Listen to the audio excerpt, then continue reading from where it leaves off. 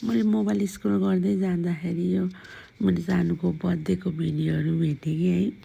अनि मैले एकछिन हेरेँ अनि मलाई कस्तो लाग्यो कि अब अहिले यिनीहरू है यस्तो सानो छन्, यसरी खेलेछन्, अब यसरी बर्थडेहरू सेलिब्रेट गरेछन्। भोलि गएर यिनीहरू सबैजना आफ्नो बाटो लाग्छन्, कोही कहाँ हुन्छन् है।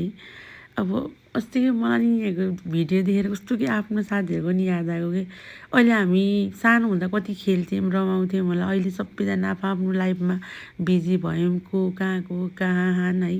कोहीसँग बोल्ने फुर्सद छैन, कसैसँग कन्ट्याक्ट छैन। अनि मलाई कस्तो लाग्यो क्या मेरो नानीहरू पनि है भोलि गएर सबैजना आफ्नो बाटो लाग्छन्।